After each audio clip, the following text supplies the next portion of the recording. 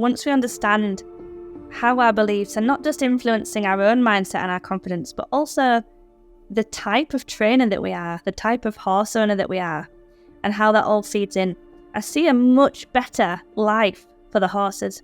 If you're confident in your own mind and you can train your horse through confidence, you get trust.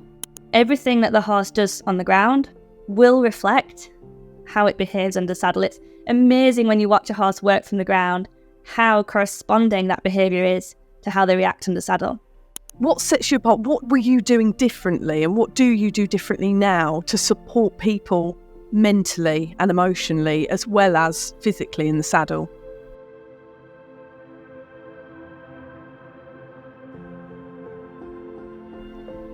How can we harness the power of the rider's mind?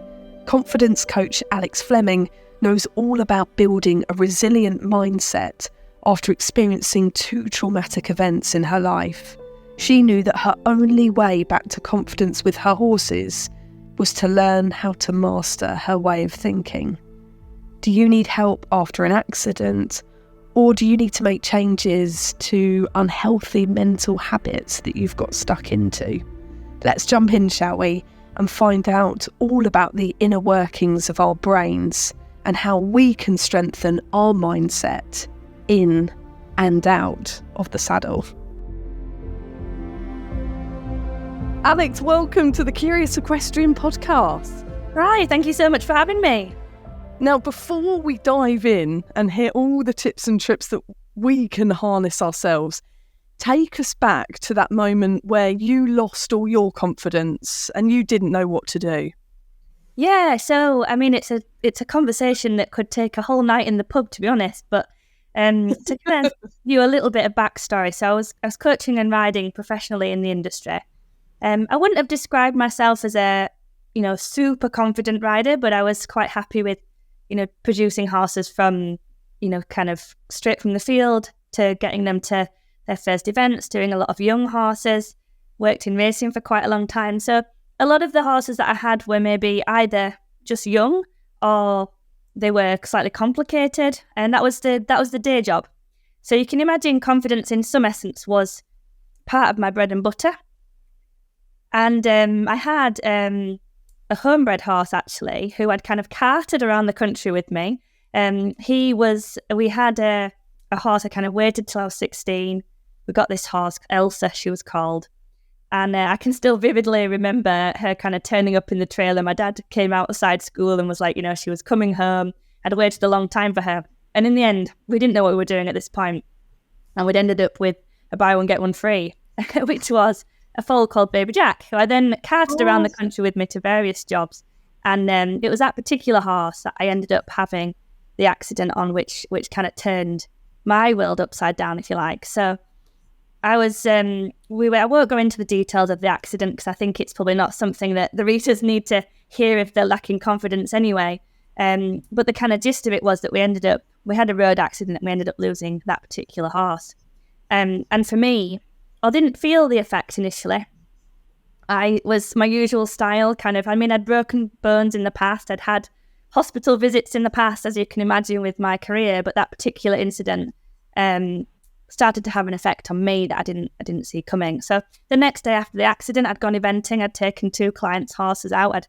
I'd carried on in my usual style. But slowly, over the next maybe 3 or 4 months, things started to change. And I started to find myself going from someone who loved my riding. It was my happy place. It was where I would go and feel like a better person when I came away from the yard. I never saw work as work. I always loved every minute of it. I loved coaching in the rain. I loved, riding horses, even though they gave you a tricky time. And there was never a day that I doubted that. And all of a sudden, I found myself procrastinating about getting on, making excuses. And it started like that, this kind of lack of motivation, which I wasn't used to. And then that kind of spiraled until it got to the point that one day I was riding a client's horse out on the road.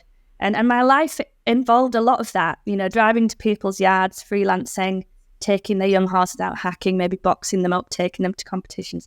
This one particular day, nothing was happening. We were just walking along nothing appeared to, in that time, I didn't understand what was going on in my mind as much as I do now.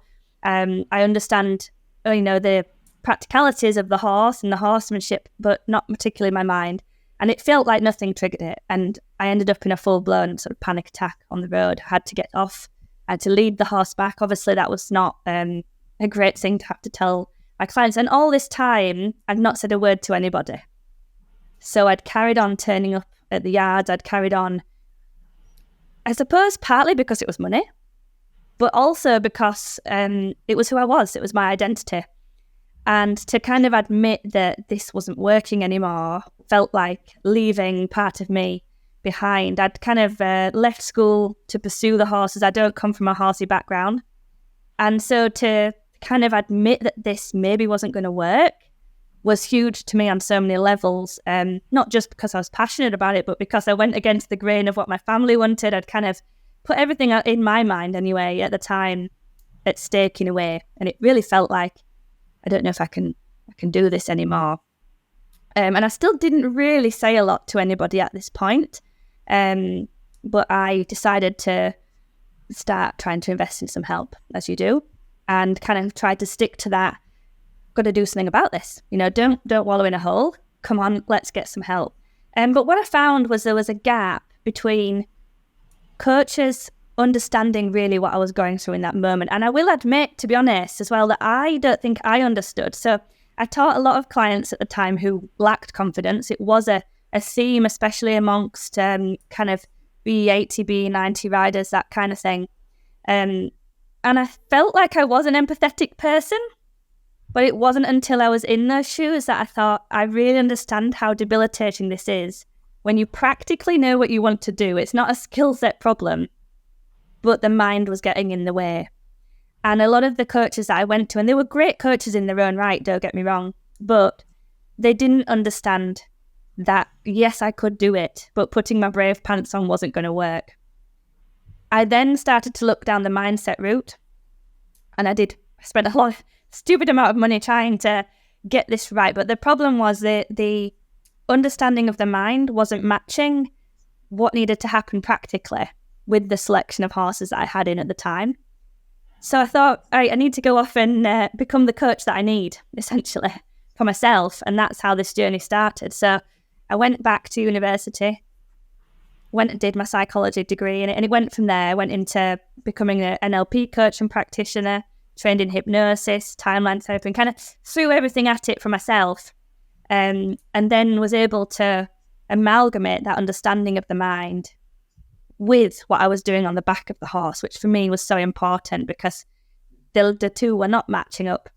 And then that after a while, I started incorporating that into my coaching, which then led to Coaching for Confidence, 5 years down the line now, as it is today, which has been an incredible journey, not just because it means so much to me, but kind of seeing that smile on the riders' faces when they're not necessarily about competing, but just enjoying their horses again, being able to focus, being able to be in the moment and have that motivation and that happy place, essentially. Wow. And I'm so intrigued as to how your training in hypnosis then fed into you as a coach. What sort of bits do you use from that training in your coaching? Yes, that's an interesting question. So the hypnosis very much works with the subconscious mind. And it's important, I suppose, to understand that you have two parts of your mind. Well, lots more than that if we were going to go into it. But for the purpose of this conversation, if you imagine, let's say 3 parts. Okay, so you've got your conscious mind. Now that's you. It's logical. That's the bit of you that would be saying, I want to go and do my prelim dressage, or I want to jump 80 centimetres, or I want to canter through that field and be carefree. And I actually know that I could do that practically. And that's your conscious mind, the goal setter, if you like.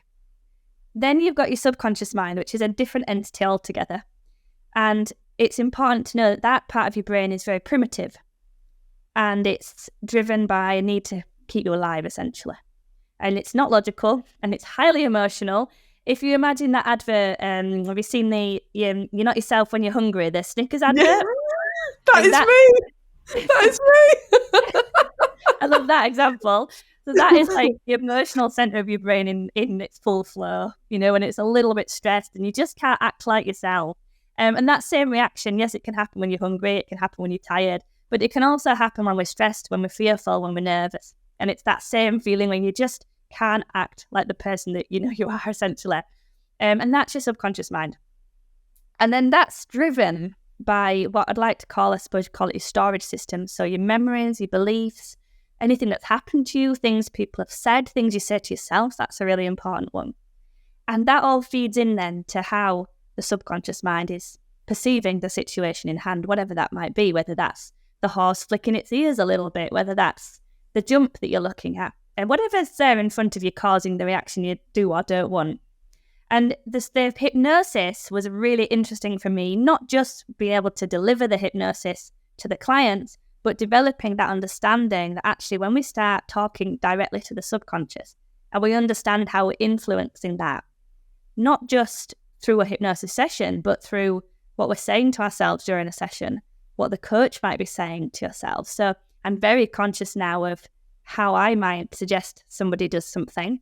And I'm very conscious of getting my clients to think about how they're describing. A simple example would be that the subconscious mind doesn't necessarily process negatives.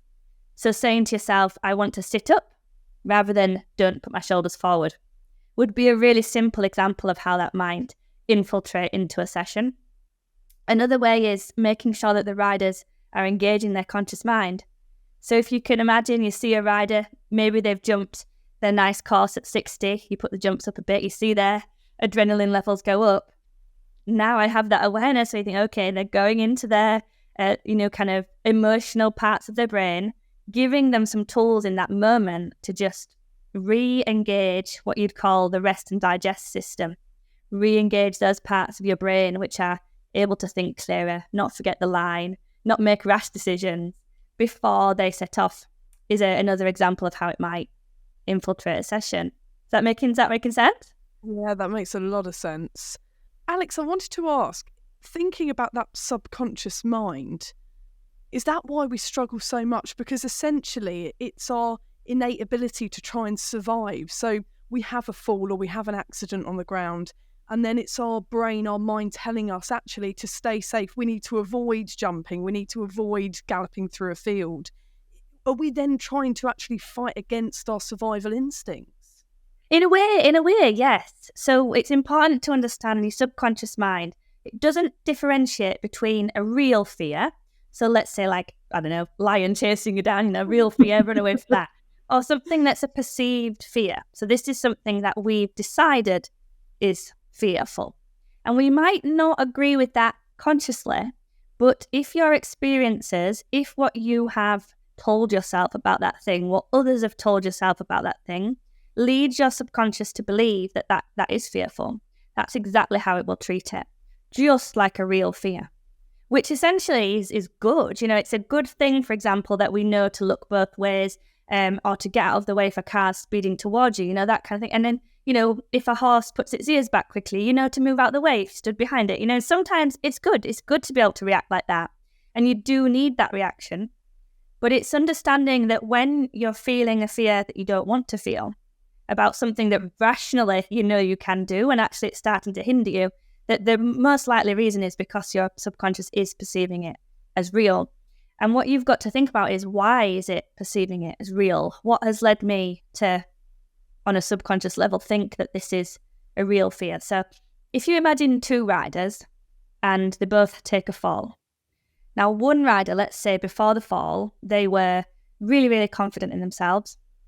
They didn't doubt their horse at all. And they'd had this horse a long time. The horse did a kind of just out of the nowhere little spook. Maybe a bag blew up. No one could help it. The rider fell off. They didn't hurt themselves. But that rider might not perceive anything particularly about that event. They might think that was a one-off. Not a problem. Let's take rider 2.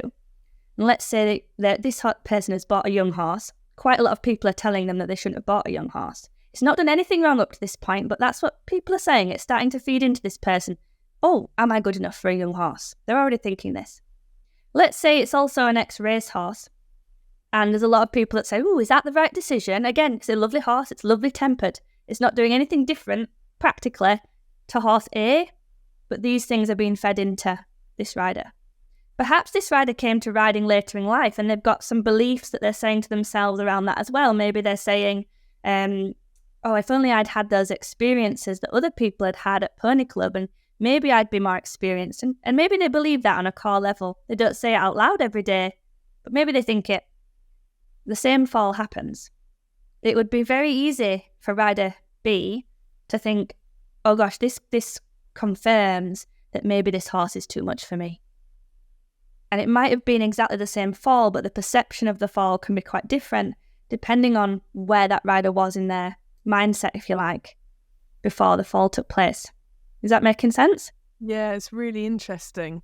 And it's so funny, away from horses, I've always said that I've been very careful with my own mental health as to what I feed my mind. So the things I watch on TV, how much sleep I get, that inner mantra that we tell ourselves, you know, we wake up, oh, don't feel quite right today. I feel a bit slow today. There's something wrong. You know, I haven't got my mojo. Realising actually that I'm telling myself these stories before I've even set foot outside the door. And it's a bit like that, but with our horses, telling ourselves these stories as we haven't got the experience, we haven't, you know, experienced horses from a young age, and then it's affecting how we're actually behaving and operating. Oh, 100%. And I can't tell you, like, clients that come to me and I get both ends of the scale. You know, someone might say, I've had horses all my life and I feel this pressure that I should be better than I am.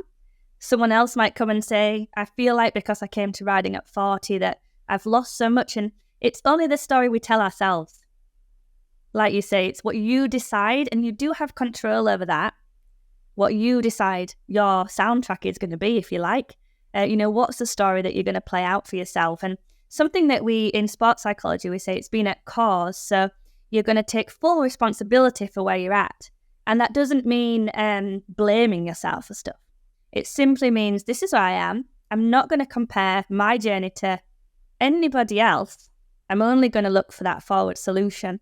And I think that's a really great place to start, because somewhere, for me particularly, and I've seen it with a lot of clients, when you first lose your confidence or you feel like it's going in the wrong direction, it can be really easy to start, one, laying blame and not wanting to accept where you are and being a bit hard on yourself. Well, I'm very hard on myself. In some people's cases, I certainly was beating myself up on a daily basis, thinking, for God's sake, you know how to do this. Can't you just get on with it? And the other side of it is, not only are you blaming yourself, but you're also comparing. You know, well, that person's young horse is already doing X, Y, and Z. Should mine be doing that? And it's the comparison and the blame that don't help you have that mindset of, okay, this is my acceptance of where I am. What's the forward solution? And Alex, before we delve further into this, going back to your accident, without giving us any details, but then also that moment that you had that catalyst where, you know, something else comes up, reminds you of that accident that you had. How long did it take in your own coaching journey to actually be the right coach for yourself and actually overcome those issues yourself before you then started mentoring other people in a similar situation? Yeah, so I would say in terms of feeling like I was enjoying my riding again, maybe 6 months to a year. To really feel like I had that unshakable confidence, like something could go wrong and I would still feel okay about this, rather than everything's okay as long as it's going okay, which I would say was like the first 6 months. Like, I'm feeling better because I have a plan. I understand it now. I can do something about it. That instantly makes you feel better when you can see their roots, if you like. But to get to that point where I thought, and actually things had happened. So actually, interestingly, 2 years after that accident, I actually broke my back, which was a real testament for, are you going to get back on and be cool about this? And you know, I was. And for me, that was a real moment of, okay, we've got this under wraps, because that was a significant incident. You've got back on. There was a little wobble at the beginning, but a very normal, like, trusting my body again wobble, few weeks, feeling okay again. So for me, that resilience is what I really look for when you're coaching a rider. And that probably is 12 months to 2 years. And a lot of it does depend on what caused it for that person. So myself would be in this bracket, and I'd say 99% of the riders that come to me, in that you think it's one thing that's caused it. So for me, I attributed it to the accident. That's what I saw as the catalyst, and it was the final catalyst. But what I realised once I went into all this was there was a lot going on behind the scenes that led to the reasoning behind how I perceived that particular accident. And that's sometimes not just with your horses, it's how you're treating yourself away from the horses. It's things that you're doing on a daily basis. Just one example to give you a bit of understanding. So one thing I learned about myself, which was a typical self-sabotage, I'm so sure some people either through work or horses understand this, but I kept myself very busy. And some things that I used to say to myself was, I don't have time to compete at the next level. And I truly believed that. If you'd have asked me, before the retraining, if you were too busy, I really believed it. I didn't think it was an excuse. I fully thought I was too busy coaching and training to do stuff for myself, my own horse, my own competing. I very quickly realised once I went on my mindset journey that actually what I was doing was saying, well, if you don't go to the next level, you don't have to prove to yourself whether you can do this or not. And that's just one example of something that was going on behind the scenes, which kind of led to the perception of this accident. And for a lot of riders that come to me, they might say, I've had this fall, or some of them come and they say, I don't know where my confidence has gone. I think it must be my age, but gradually over the years, it's tripped away from them. And in that case, usually it's not just one belief or one fall and experience. It's an accumulation over the years. And that does take 12 months to 2 years in my experience. What's much quicker is, let's say a rider comes to me and they say, I'm really confident in life. I'm pretty happy in myself. Things are going well. And I'm really comfortable with my horse, but I've had this incident at a water tray. I feel like he's going to spook at the water tray. And as soon as I see one in my course, I go to pop. Now that's really specific. And if it's something very specific like that, that can be a month. It can be really quick. Depending on obviously the training of the horse, which, like I say at the beginning, that's where the understanding of this isn't just about the rider. This is about getting the horse confident too. But that could take, a month, much quicker. So it does depend on the background, not just the incident itself. And you went on, from that journey where you had incredibly traumatic, there's two examples you've given us there, two incredibly traumatic experiences with horses. You then went on your training journey, getting your qualifications, whilst also self-coaching yourself, which is something, we as humans like to listen, I think, to other people telling us what to do. We get a sense of security from that. It's a whole nother skill to self-coach in those scenarios, which I imagine must have been really challenging for you. But at what point, Alex, did you think, right, now I feel okay enough in myself and healed enough on my journey to be able to assist others? Yeah, I'd say we did give it, a couple of years until I really felt like, in fact, interestingly, I did set up Coaching for Confidence after that incident where I broke my back, because that was when I felt that, this is fine, and this has worked. And actually, now I've got my little boy, he's 2 years old. I've probably got more responsibility than ever. I don't get to ride very much. You can imagine, as I ride, maybe 3 or 4 times a week when I can. And I feel more confident than ever. I'm less physically fit. I'm less skilled because I'm not getting to ride. And so I've realized, even now I'm learning, it is a continuous learning and confidence that, this isn't about how fit I am or how skilled I am or how good the horse is. This is about what's going on in here. And what do you think, Alex, set you apart from those coaches that you felt weren't helping you on your journey? What sets you apart? What were you doing differently, and what do you do differently now to support people mentally and emotionally as well as physically in the saddle? Yeah, so it's about making sure that the practical steps that you're taking are going to support what you're working on in your mindset. And so an example, for example, is understanding there's lots of beliefs in the horse world that I've come to realise are really not helpful to our confidence whatsoever. One of them being, don't let it get away with it. That's something we hear a lot. And it's something, hold my hands up, I probably believed for a while. And I realised through doing my training that this was not helpful, because all that led to was battles. It led to a horse that was trained through fear, not confidence. And ultimately, if you're confident in your own mind and you can train your horse through confidence, you get trust. And it's the trust in the horse that makes you feel unflappable. So I've got 2 horses at the minute. I've got a little ex-race horse that I'm retraining, and I've got my old boy. He's been 19 this time. And I feel like it would be very difficult to make me flap on the older boy. And the reason is because I have that complete understanding of how he's going to respond in every situation. And he listens to me even when he is concerned. And that level of trust from the horse feeds back to the rider, because ultimately you feel in control.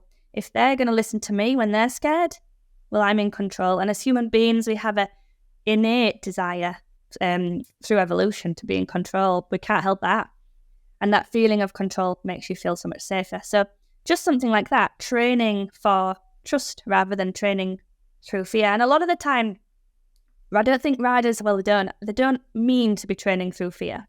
So I'm not meaning to have a go at anybody who kind of does believe that. Like I say, I was in that bracket. I think it's a lot to do with a much bigger picture, but there's definitely beliefs that feed into training through fear, and that doesn't help riders' confidence. So it allowed me not just to shake up my mindset, but shake up my training regime and how I train riders. Something else that I say to riders a lot, which again is a bit controversial, is if you need to get off, get off. So something that I believed again was, if you get off, that's the worst thing in the world. You're going to teach it there. You're going to teach the horse that it's won, essentially. Well, I've realised that is the most silly thing anyone ever told me. Because since I've started incorporating this, and it doesn't matter if it's you that's having the meltdown and the horse is doing nothing wrong, but you're just feeling overwhelmed, or you're feeling fine, but the horse is feeling overwhelmed.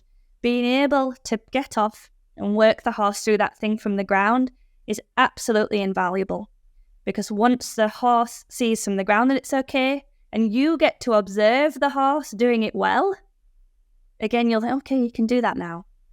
And we don't need to have those battles.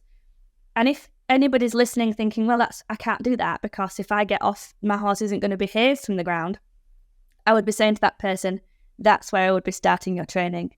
It's got to behave from the ground, because everything that the horse does on the ground will reflect how it behaves under saddle. It's amazing when you watch a horse work from the ground, how corresponding that behaviour is to how they react under saddle. So I would be stripping it back. And that is a big problem that I see with a lot of riders that I coach, putting the mindset to one side for a second, but just the training, helping the confidence and the mindset, is we don't strip it back enough. We don't take small enough steps. And it's a lot of the time, if a rider's lacking confidence, they'll say it's because of me. They'll say it's because I'm not brave enough to push through this thing. When actually, what I've realised now, I'm really confident, no, it's not. We need to push through this thing at all. This actually just needs to be retrained. And once you've got the confidence to say that, you can feel so much better in yourself and the journey, because you're not doubting that this is a you thing. You can see the progression of the journey and where this training needs to go. And that in itself gives you confidence. Oh, it's so inspiring listening to you talk, because how often have we all been taught that, don't let the horse win. It will learn from it, repeat the behaviours if you don't successfully complete whatever it is you're doing together. I had that ingrained in me from various instructors as a young child right the way through to adulthood. And even now with my horse who's had a traumatic past, I've had her since she was a young horse. When she has moments of overwhelm, as you describe it, or in fact I do, I have to try and talk myself out of not still believing that, and I still have that moment afterwards where I might have escaped a certain situation and slowed it down and maybe, done something differently on the ground. And even afterwards, I'll be thinking to myself, but hang on a second, did she win in that scenario? Does that mean she's now going to do that again next time we do some groundwork or we try something new in a new environment? So it's funny how it can almost, even if you're confident in the moment in slowing things down or stopping, it catches up with you later when it's been something you've been taught from childhood. Oh, 100%. And then this is an interesting point in itself, is that a lot of our beliefs do stem from things we've been told as children. And another common one is that if your horse makes a mistake, you've kind of undone 15 steps, and I think that as in a belief stops people progressing, because they're so worried about if something goes a little bit wrong, have I undone everything? What if and especially as people are building their confidence, it starts to feel better. Then they start to think, I don't want it to go backwards now. And they get this fear of sort of, well, if I do this next thing and it goes wrong, have I undone everything? And like you just said there, when you have one of those moments where you think, oh, I think I've asked the wrong question here. I think I've pushed this too far. We all have those days. Or maybe it's just the weather that's throwing the spanner, But for whatever reason, a spanner's happened. Yeah, and I always say to myself is, what would set me up well here for it to go better tomorrow? And I have that little moment with myself, and sometimes I'll need to just stop what I'm doing and stand still for a minute to figure out what that is. But that's how I always train the horses and your mindset. And sometimes that means making the question easier, which again, so let's say, for example, you've put some jumps up in the school and you've put some fillers in. And you start going towards the jump and the horse says, I'm not doing those fillers. And it starts backing up, creating a fuss. Now, if you had that old belief of, we can't let it win here, it's got to go over those fillers, that could cause a lot of stress for both of you. But actually, if you think, well, what would set me up here for this to go well tomorrow?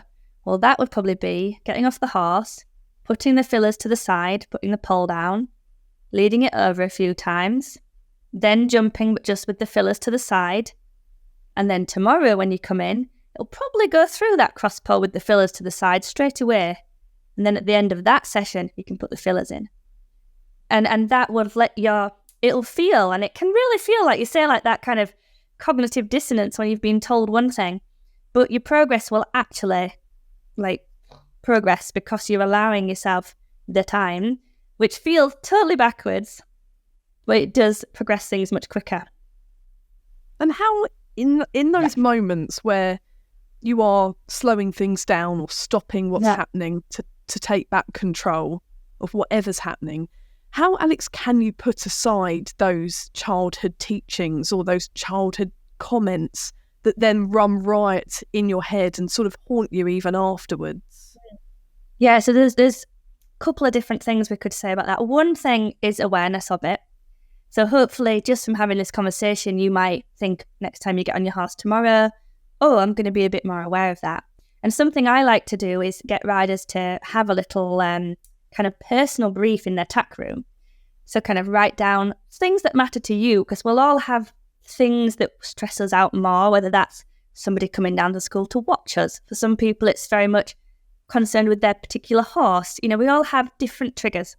So it's about knowing what is likely to set you off, and then thinking when you're in a really calm, relaxed state of mind, where you're thinking very logically, not trying to do it in the moment when it's happened. So pre-planning and thinking, okay, if I'm very calm and I was in my confident shoes, how would I want to respond to this? And write those down on your little tack room sheet or in a planner or a diary that you're going to keep. And then just have a little look at that before you go down and ride. And what that'll do is it'll prime you, is a scientific word. And all that means is it sets you up to go to that quicker. So this is a really interesting science in itself, priming. So it's the really interesting study that they did, actually, and I'll go through it really quickly because it's really interesting. So they had two groups of university students. They knew they were participating in an experiment, but they didn't tell them what was happening. And they put them in two rooms. One room on the walls had lots of healthy food, fitness stuff, that kind of thing. The other room had McDonald's posters, kind of fast food, stuff like that. And both rooms had cookies in the middle. Now, completely subconsciously, with no awareness of what they were going into the room for, the room with the pictures on the wall that had the fast food, they ate more cookies. The room with the nice, fitness pictures on the wall, very few people took a cookie. And that is the power of priming. So if you can set yourself up for success by just saying, hey, be aware of this thing, that's a start. And so if you have that written down somewhere where you can see it, in the tack room, Maybe you have a riding journal. That's always a good thing to do, and you have a little look before you go down. And then what that means is in that moment where you start to think this is spiraling out. So now we're in the moment and we think this is starting to go wrong. You've already decided how you'd like to respond. So the only thing you need to do is re-engage the rest and digest. So those two nervous systems are playing in a tandem all the time. So you've got fight and flight, rest and digest. So if we imagine it's starting to go wrong, we're starting to go into fight or flight, the cortisol's coming in, we're feeling a bit stressed. What we need to do is flip the balance. And there's lots of different ways that you can do that. But I'll give you a kind of simple one, and you probably have heard it before. That is controlling your breathing. So your breathing is one of the only things, well, it's the only thing that can be controlled both involuntary and voluntary. So it's a really good way of getting that mind-body connection back and re-engaging the rest and digest. And just by breathing like 5 times, so in through your nose is a good way to do it, out through your mouth, exhaling a little bit longer and focusing on the exhale, that can instantly re-engage the rest and digest system. And just the pause in itself is really, really good. And another thing that's very good is just bringing yourself back into the senses. So if you're walking around on your horse, how do my reins feel? How does my seat feel? And just coming back to those very basic connections in your body to the horse, the weight of the reins, the feeling of your feet in the stirrups, just grounding yourself for a moment. That's one of the simplest ways that you can do it. Once you feel yourself coming back down, that's when you can then think, right, what was my thing that I wanted to react? How did I want to react to this thing? And when you first start doing this, it can feel so hard, and it will do, because it's a skill that you haven't practiced. And that's, I think, important for people to know. Like building your confidence, it's not like, okay, now I know this thing, like this is going to be really easy. It's just like any other skill. You know this is what you've got to do. Practice it away from the moment when you're really stressed. So like for me, I lose my keys all the time. It's something that gets me really stressed. So that's a moment for me when I can practice my breathing, re-engaging my conscious thought, calming down and going and getting my keys. And if you get quite good at this away from the horse, it's so much easier to do it in the moment.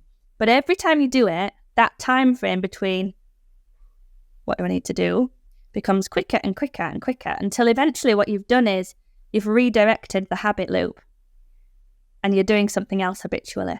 And it's probably really important to know that, I'm going on a little here, but it's a good analogy. So if you imagine the habit loops in your body, so that might be something like, I feel the horse's back come up tense. You don't want to do it. That's a habit loop.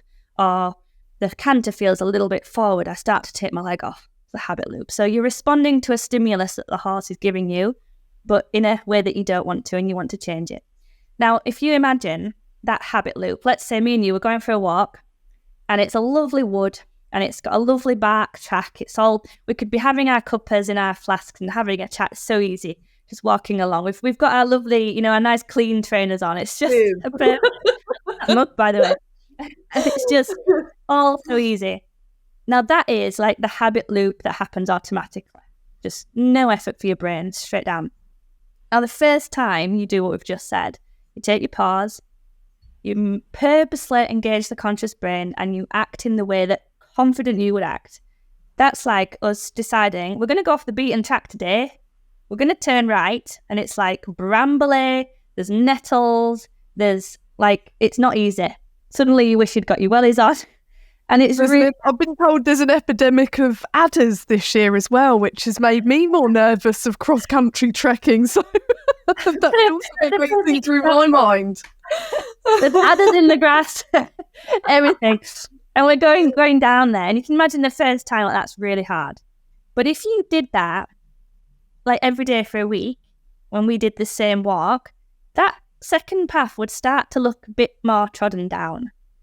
And if you did that for 6 months and you didn't walk down the other one, they'd start to look pretty good, pretty similar. And you can imagine after 12 months, the other one started to grow the weeds.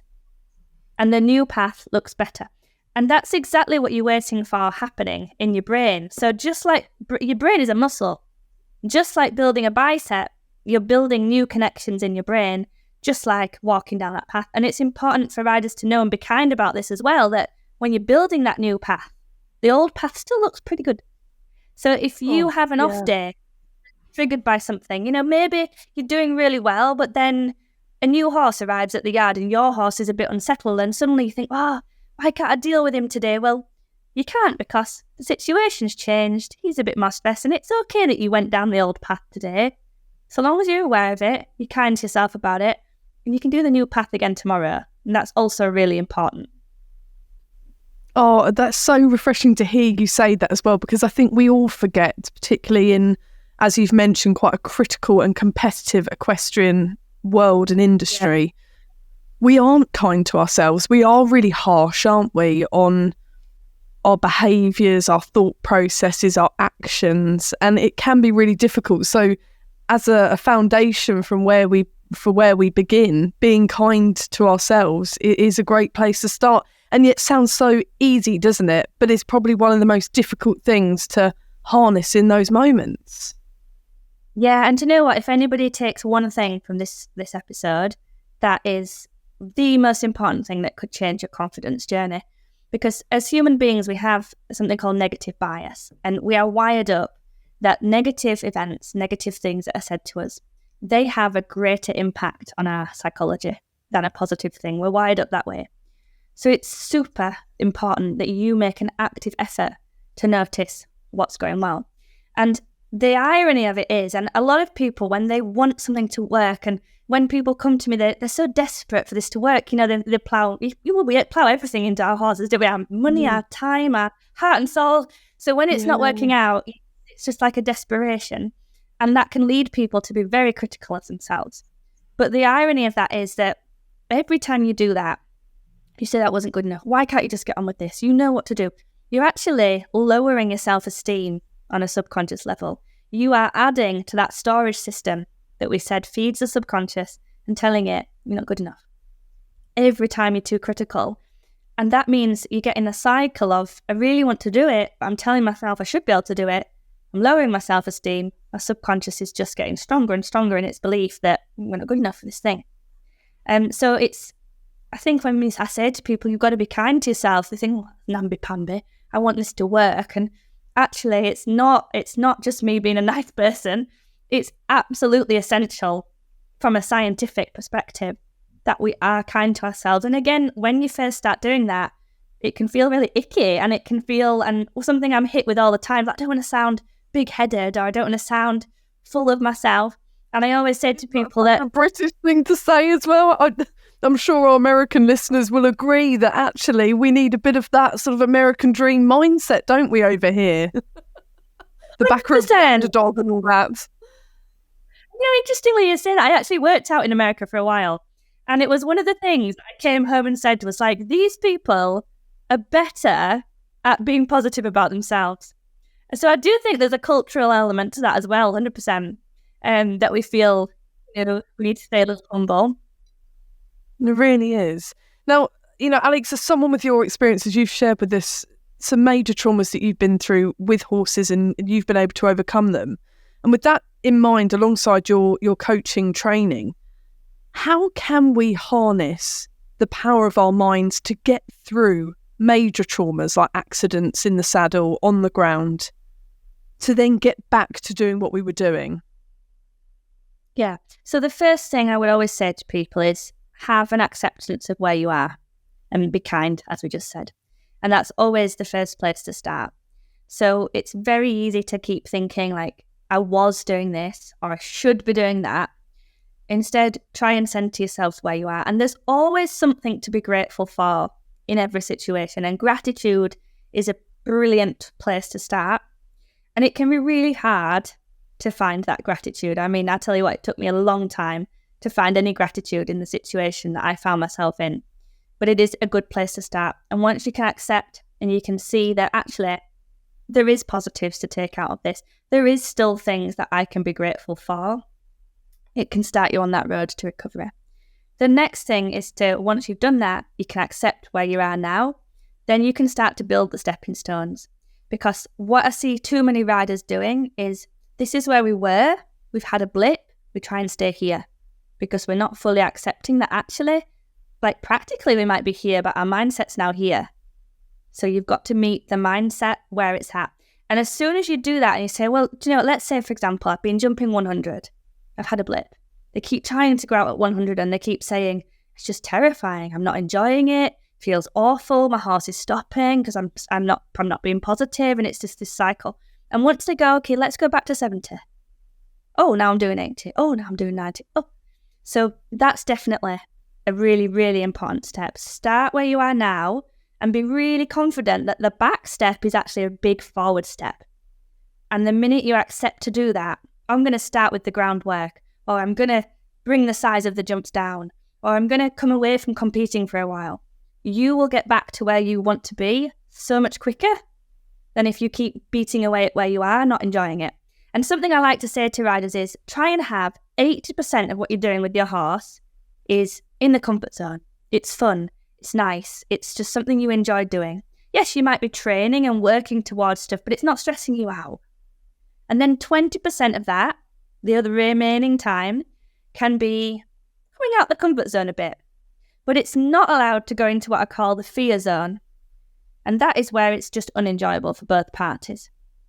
So the training zone is somewhere that maybe I have to think about things. Maybe the conditions have to be right.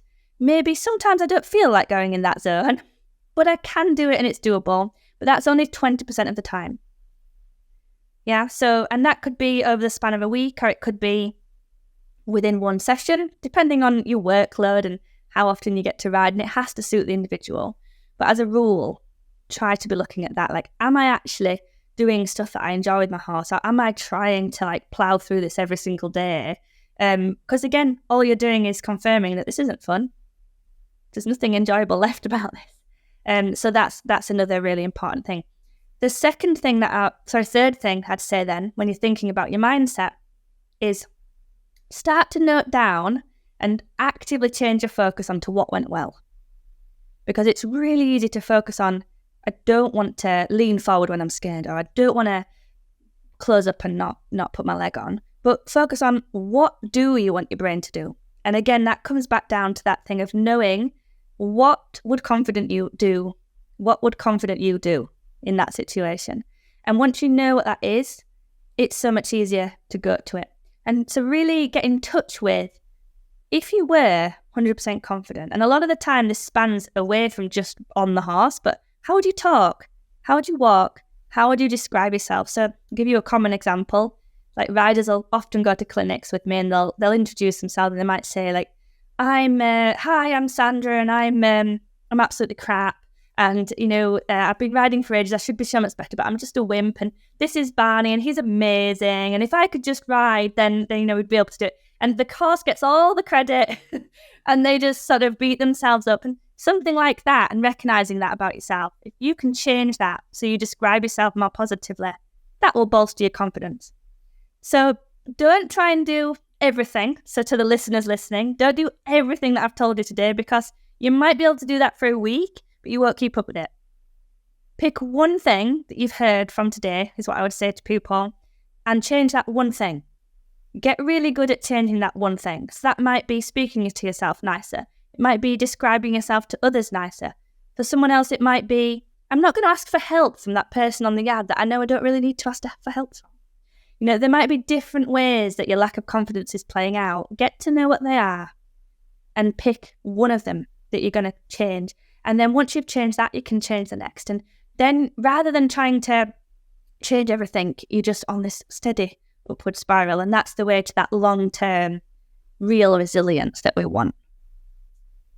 That's so interesting. What I find also very fascinating, Alex, is, I thought about our chat beforehand and obviously think, yes, I must tackle, traumas and accidents and PTSD, because, sadly, it's something that riders and horse owners do experience with the lifestyle that we live. But it's also, you're tackling the wider conversations that come up in the equestrian world, in the equestrian industry. So you've just talked about there, we've all known a Sandra who steps forward and says, oh, my horse, my horse is far too good for me. I'm so undeserving. But that's often because instructors, trainers, coaches will tell us, don't overhorse yourself. That horse is far too good for Jane over there, who only wants to do X, stay at this level or jump that height. and that, it's got far too much potential to just be a field ornament. How often have we heard conversations like that? And again, it's sort of ingrained in us, whatever age we begin our equestrian journey, whether we're children, teenagers or adults joining a yard of some sort. And it's so fascinating that these are things that you are trying to combat, not just the extremes that you've been through, like breaking your back or losing a horse, but actually the everyday conversations that get into our brains. 100%. Like a really good example of that, which I'm very passionate about as a kind of ex-racehorse enthusiast, is that people often think that they're, hot horses, and they're going to go really fast when they're in an open space. And I think, well, actually, they're probably the one horse that's been trained to canter sensibly in a group and not bugger off, So it's like the reality of, you get exceptions with every breed, don't you? But generally, cantering in a group, pretty well trained at that. But that's not what a lot of people would be told or what a lot of people would think.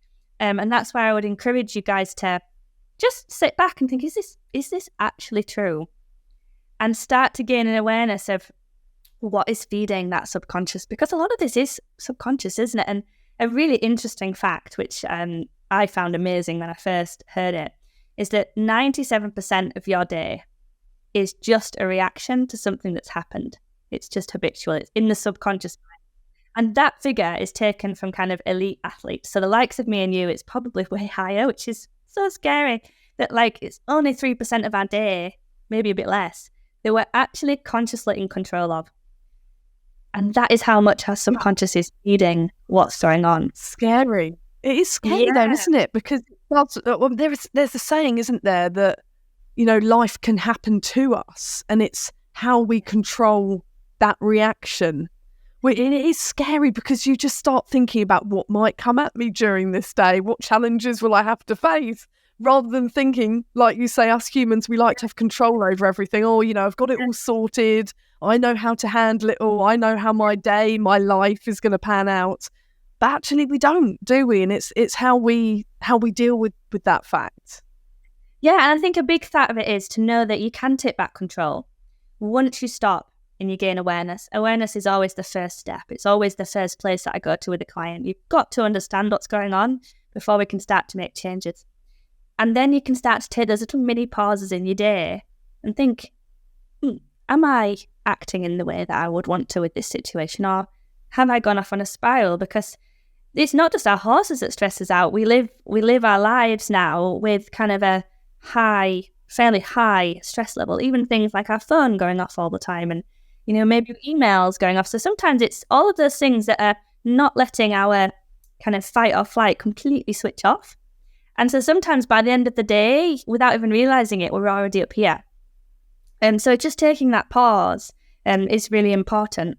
And then once you start to make those proactive changes into stepping into the kind of shoes of the rider that maybe has the beliefs you wish you had, and you start acting that way, then your brain does catch up. So I always like when I'm training riders to kind of come on a 3-pronged approach. So I always get them to think about, okay, the thought processes, how do we redirect them? And then you've got your behavioural things. So that's like sitting up on the horse, or it might be not asking for help from everybody. There's loads of different behaviours that you might have, and starting to make changes on them. And the other one is the physiological reactions. That's things like the racing heart, the jelly legs, and stuff like that. And that's the bits that you start to implement those in the moment tools, the breathing, and there's so many other tools you can use for that. Hypnosis being a good one in itself. And then once you get those 3 together, you're on that upward spiral. It's so interesting. Now, we've talked a lot about how we cope with things in the saddle after an accident, or mindsets that we're dealing with from our childhood and things we've been taught as we've grown up. But I'm wondering, Alex, if I can get your thoughts and a bit of advice on something that I've been through on the ground, because of course we all, as horse owners as well, have handling experiences, don't we? And also groundwork experiences. Well, I had something very, very unusual happen to me a few years ago.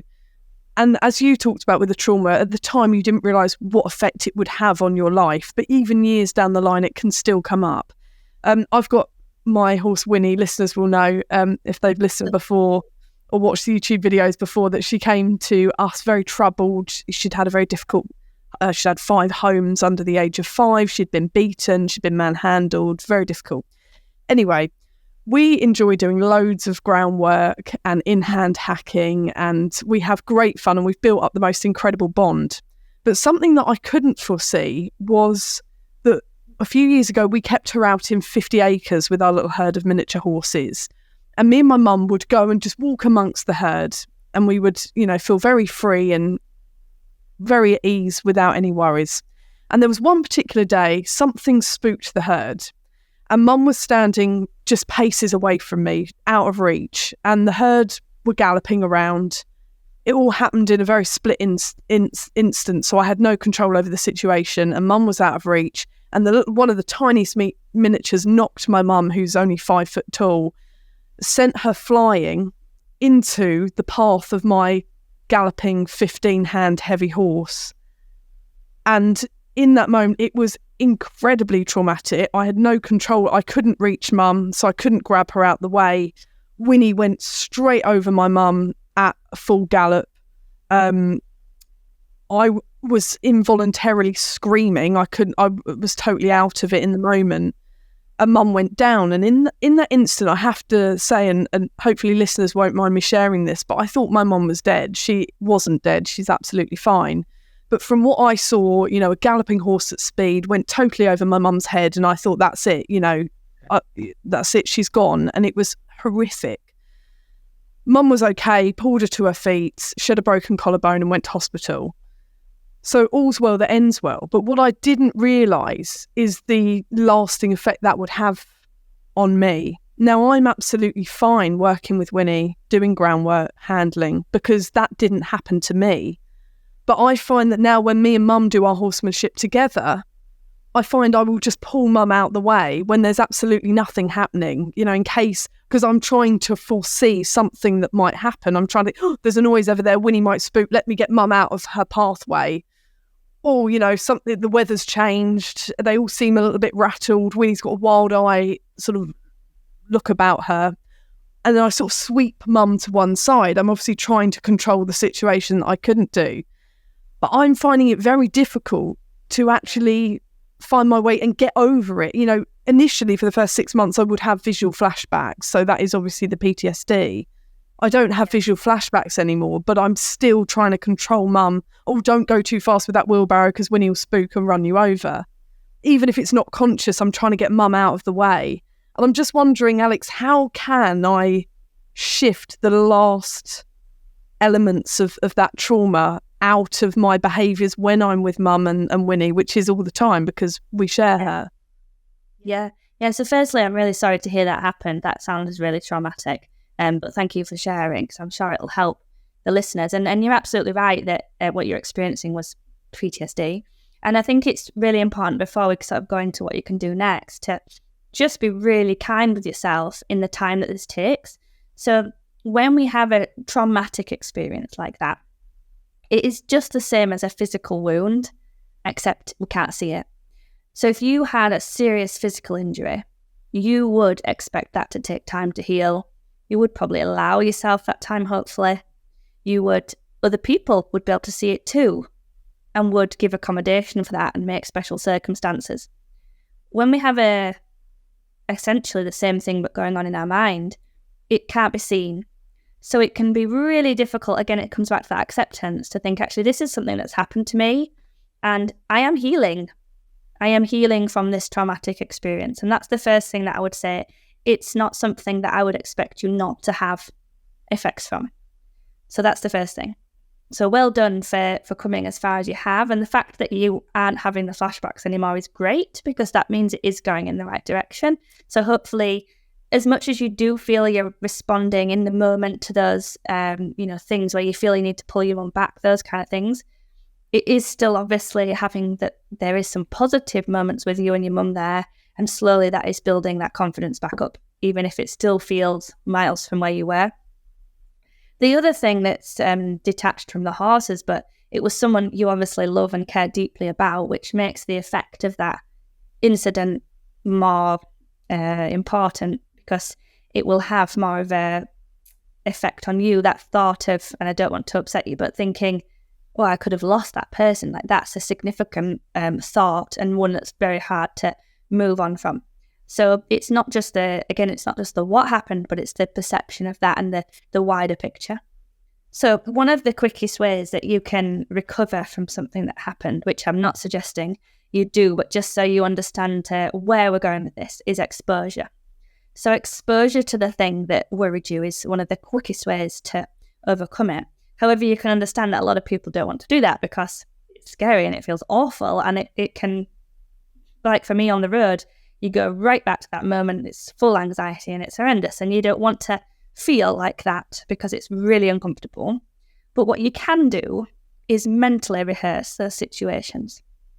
And so actually hypnosis would be something I would recommend in your case, because it's something that you could do that's low in kind of the traumatic feelings, if you like. You don't have to be in the field. You don't have to have your mum even there. But you can go through in a very calm state of mind, being in the arena with your mum, having positive experiences, dealing with those emotions. And that's a way that you can show your brain that this is actually okay. And again, it's about understanding that that subconscious mind at the minute is wired to a traumatic event that says, well, this could have been really bad. And so it's only normal that if it sees those same stimuluses together, it's how we learn essentially. So horse, mum's there, the same situation could come back to that same trigger. So if you can go through that in a situation, where it feels okay, like mentally, you're giving yourself a run through. And hypnosis, you can do this visually without hypnosis, but hypnosis kind of speeds up the effect, is like the way I would think about it. But you could absolutely do this on your own. So I always suggest starting in a safe place when you're doing a visualization. So have a think about, like, when do I start to feel anxious at the minute? So am I okay, for example, in the school doing my groundwork with my mum, so long as everything's calm? Like, is that all right? Like, where would you say the trigger is? Is it if something starts to heighten, or is it as soon as you think about it? I think it's an external factor. So I think when we're doing our lunging and our groundwork, I feel like I'm in control in that scenario because she's on the end of a lunge. Yeah.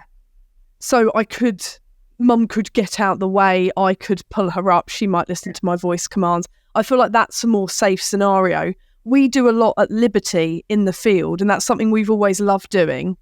Hence why we were walking amongst the herd on this particular day. So I think it's the external factors, so a change in weather, or dusk coming earlier than planned, so the light changing, or a neighbouring horse calling in the distance and setting Winnie off. Something that I can't control that might spin Winnie out, and then me and mum are together at liberty, and yet that's when we're most happy at the same time. So it's so difficult. Yeah, so when you're doing your visualization, start in that place where you feel really comfortable. So maybe you are at liberty in the field, but it's all very calm. Winnie's responding really well. It's going lovely. And then the middle part of the movie is that something happens that would make you at the minute feel anxious. So maybe a horse whinnies in your visualization, and Winnie gets a little bit excitable. But what you would play through is that you handle this really well. Your mum handles this really well. And so you're giving your brain this mental rehearsal of, like, this could happen, but it doesn't mean it's a bad thing. We've probably dealt with these situations millions of times before, and it's been fine. And we both know what to do. We're both experienced horsewomen. We could both bring this back down to where it needs to be.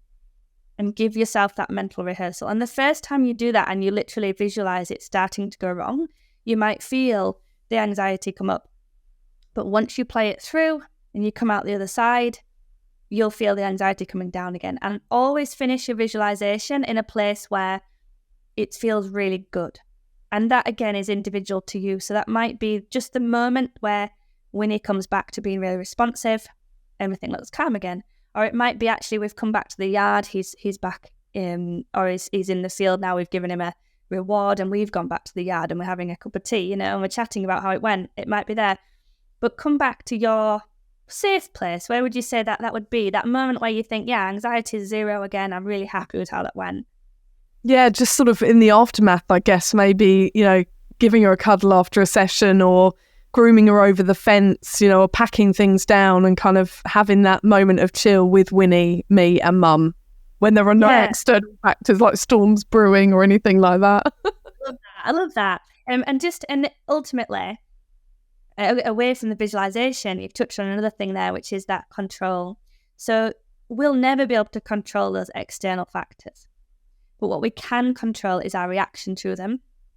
So take the emphasis from trying to control the externals, because what can happen when you're in this situation is you want to control everything. You try and make the situations really perfect. And that's okay to start with while you're regaining your confidence, but gradually over the next few months, try and think about, actually, it's me that can control me, and it's Mum that can control Mum. Instead of me swiping her out of the way, which is really getting on her nerves. She's like, I'm fine. Because she doesn't remember the accident. She just remembers someone screaming, and she was thinking, am I screaming? Who's screaming? Obviously, it was me. So Mum doesn't remember. So all she keeps getting is me swiping her out the way to safety, Yeah. And you'll feel that sense of responsibility. And actually, it's not dissimilar to what happened to me. I'm feeling lots of parallels in that when Jack was hit on the road, I was actually behind him on another horse. So again, it was the visually seeing that, not being able to control that, not being able to step in, So I completely understand and relate where you're coming from. But the first thing is, start your visualizations. They might not feel like nice visualizations to start with, but make sure it starts well. And the control element is not on the fact it's going to be a wonderful day, or no winnies, or no distractions. The control is, I'm going to control me, I'm going to control my reaction to it. I'm going to trust Mum's reactions too, and I'm going to see her reacting really well in this movie, and then it's going to play through to the other side. And then practically, when you're working together, think about what we said today, and that we're going to take the pause. And sometimes, remember that route, it's really well trodden down at the minute. It's like a beautiful back track to react like that, your mum out the way. So just during the session, before it gets to that moment, before anything, even when it's going beautiful, just keep checking in with yourself. Like, am I in that state of calm? Because what probably happens is, actually, we're already just a third up. So it's just important to just keep, because often when there's a trigger, you might feel like we're really calm. So if I use my example, it might have felt like I was all right on the road when I was first regaining my confidence. But then if something big came, or something goes in the bush, it just, like you say, it's those external factors, which if you're already here, can suddenly take you to here. And that's exactly the same for your horses. I call it, it's called trigger stacking. So sometimes a horse can appear here, but actually they're here. And then it doesn't take, and that's when people say, like, he just reacted out of nowhere. It's like, no, he didn't. He was just not here. He was here. Yeah. And we do the same. So during your session, actively check in with yourself. Am I breathing? Like, I know it sounds so simple, but quite often we can just be holding our breath. Am I relaxed in my shoulders? Is my eyebrows and my jawline relaxed? Like, or am I like watching Mum really intensely, And just actively take your gaze off your Mum.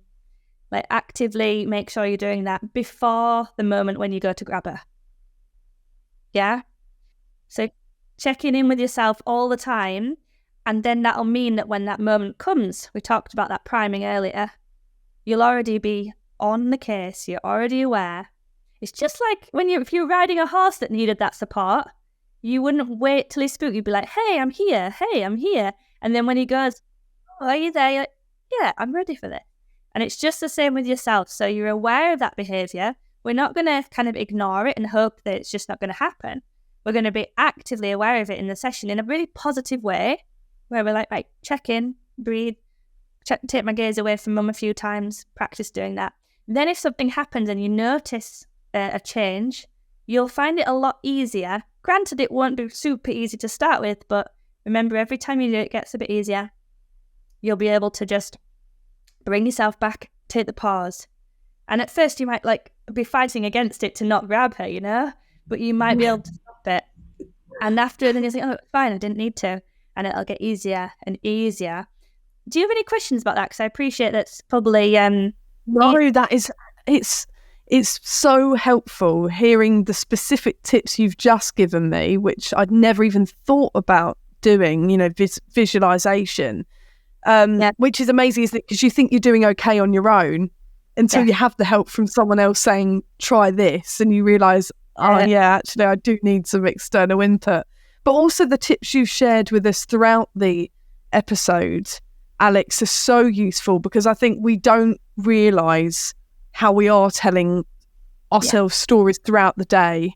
Yeah. And we don't realise that we're almost setting ourselves up for failure. And there's so many things that you've taught us in this episode, even, going back to basics, just being kind to ourselves, changing the narrative inside our heads, that can help us along the way and help us throughout the day, all the way up to actually then stepping in and doing visualisation and tackling these traumas that we're just sort of putting up with on a daily basis. So thank you so much for sharing such an inspiring episode that can help us all in so many different ways, because we're all so finely tuned, aren't we, with our mental health and the way that we are wired all differently, whether we might have had a traumatic experience and be suffering with PTSD, we might have anxiety or OCD, we might have ADHD. There's so many different genetic makeups and conditions we might suffer with that set us up differently. So I think you've really helped, so many of us listening to this episode with whatever it might be that we're struggling with.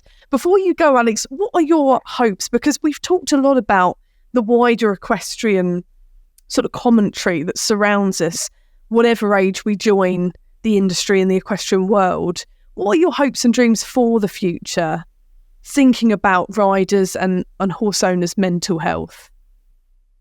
Yeah, so to be honest, I have a big vision with this, which is something that I've seen progressively through working with riders, and something that I've seen could be possible. And that is that once we are more confident, once we understand how our beliefs are not just influencing our own mindset and our confidence, but also the type of trainer that we are, the type of horse owner that we are, and how that all feeds in, I see a much better life for the horses. Because when they're trained through trust and from a confident mindset, where we're not, like you say, we're not trying to control the externals, we're controlling us. What that means is we need less control over them. And as soon as you do that, you can remove tack bits, you can change the environment, you can give them more freedom. And for me, that is the ultimate goal, that they are happier, more confident and trusting. And as riders, we're enjoying them. And I do see that as something that would be beautiful to bring together as a kind of bigger picture, that this is just as much about them as it is us. And I've definitely done a lot of reflecting over the years on the ways that I've trained horses and thinking, and it's really hard to when you care so much about horses. I think this is one of the biggest blocks we're going to have to overcome as an equestrian community, is that it's very hard to admit we've done something detrimental when it was coming from the right place. And we can definitely hold on to, no, this was the right thing, this is the right way to train, when we meant that, truly. And actually to hold our hands up and say, actually, there's a better way. And if we can control ourselves and we can be calm and present and confident, that allows a much clearer rider and horseman to come into the picture and train in a better way. Whenever we're coming in from a place of nerves, we're going to try and dampen and control the horse. And so for me, that's the way forward. Control us first, and as a result, we'll give the horses more freedom. That's so interesting, Alex. Thank you so much for sharing all of your tips and tricks and for inspiring us all. Hopefully those who are watching on YouTube or listening via our audio podcast platforms, and hopefully you've changed someone's day. You've certainly changed mine, because I started today on quite a high frequency and I'm feeling much more mellow now. So thank you. For those listening who want to find you, Alex, where can they do that? So they can find us through our website, which is coachingforconfidence.co.uk, or we're quite active on Facebook, which is Coaching for Confidence, or they can find me personally under Alex Fleming. as well. I'm quite active on my personal page. And we do have quite a few free events, actually. Like I say, this is about the spreading the message. And we put a lot into our free events. It's not just a marketing gimmick. They could come to the free events, gain loads from it, and kind of walk away, and I'd be happy that they're going and implementing it. So we've got one coming up. It's called Trust. And it's, as you can imagine, about a lot of what we've just talked about, how we can train for trust. And that's going to be coming up at the end of July. So if they want to head over to our Facebook page and get involved in some free training, that's probably a good place to start. And it's coaching number 4. Yes. Is that right? Oh, confidence, yes. The purely only reason we couldn't get the URL. Otherwise, I would have moved it to be as it sounds.